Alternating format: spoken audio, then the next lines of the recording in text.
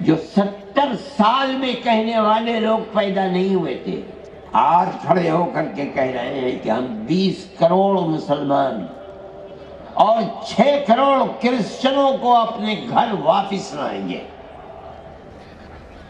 یعنی 20 کروڑ مسلمانوں کو ہندو بنائیں گے، 6 کروڑ کرسچنوں کو ہندو بنائیں گے۔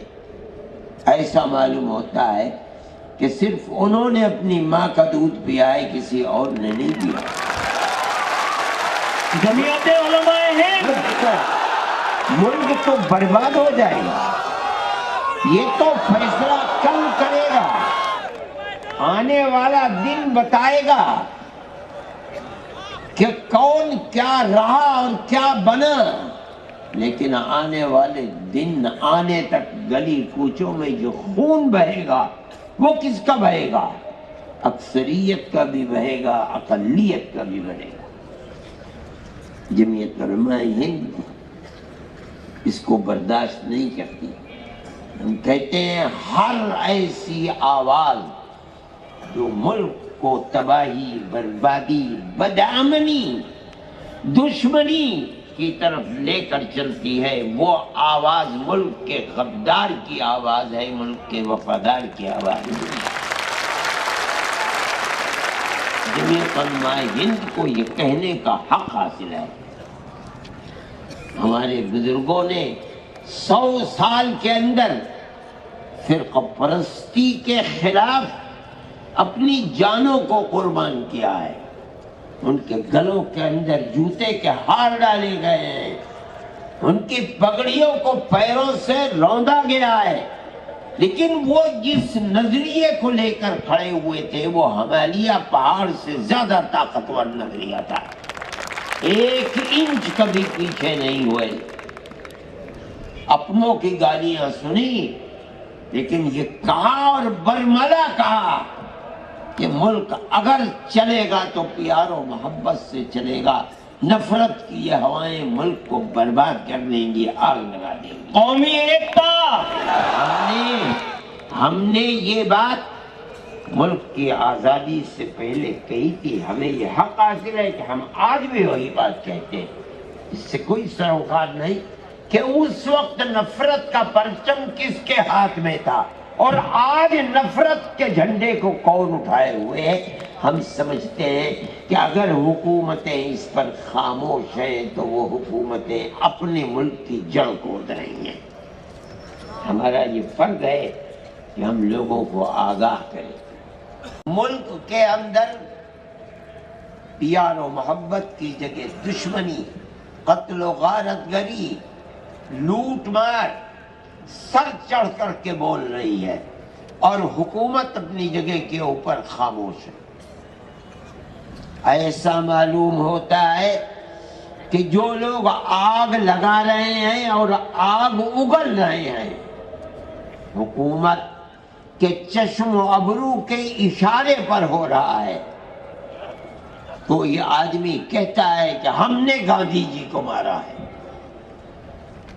ہم ہندو مہاسبھا کے لوگ ہیں اور ہم اسی طرح ماریں گے۔ ویڈیو کے اوپر ایک بے قصور آدمی کو، ملازم کو، مزدور کو بلایا جاتا ہے، قتل کر دیا جاتا ہے۔ گائے کے نام کے اوپر مسلمان کو قتل کیا جا رہا ہے۔ کرسچنوں کے گرجا گھروں میں آگ لگائی جا رہی ہے، اور حکومت، وہ لوگ جو بول رہے ہیں جلسوں کے اندر کہ ہم مسلمان عورتوں کے اوپر بڑا ظلم ہو رہا ہے، ہم انہیں 3 طلاق سے نجات دلانا چاہتے ہیں، ان کی زبان بند ہے، وہ اس ظلم و زیادتی کے اوپر کبھی نہیں بول سکتے۔ اس کا مطلب ہے کہ جو ہو رہا ہے ٹھیک ہو رہا ہے، ہم کرا رہے ہیں، ہمارا ملک ہے، ہماری طاقت ہے، ہماری حکومت ہے۔ ملک میں وہی رہے گا کہ جو ہمارے نظریے کے اعتبار سے چلے گا، نہ کوئی دوسرا مذہب ہوگا، نہ کوئی دوسرا پرسنل لا ہوگا. جس کو رہنا ہے ہندوستان میں ماترم کہنا ہے. ہم یہ سمجھتے ہیں کہ یہ چیز اس ملک کی گلی گلی کوچے کوچے خون بہانے والی آگ لگانے والی چیز ہے. میں اعلان کرتا ہوں کہ جمعیت علماء ہند کل بھی اس کی مخالف تھی، آج بھی مخالف ہے، اور جب تک زندہ رہیں گے مخالفت کرتے رہیں گے. تکبیر! میں یہ بات اس لیے کہہ رہا ہوں، مسلمان اگر زندہ رہے گا اپنے مذہب کے ساتھ زندہ رہے گا، اور اگر اس کا مذہب چھنتا ہے تو اس سے پہلے مسلمان قوم ختم ہو جائے. بغیر مذہب کے مسلمان قوم نہیں رہے گی.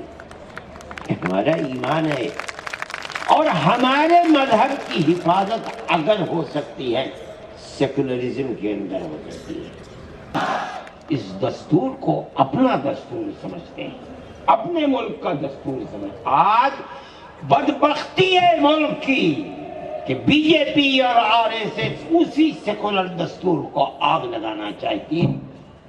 ہمارے پاس طاقت نہیں ہے، لیکن حکومت اللہ کی ہے.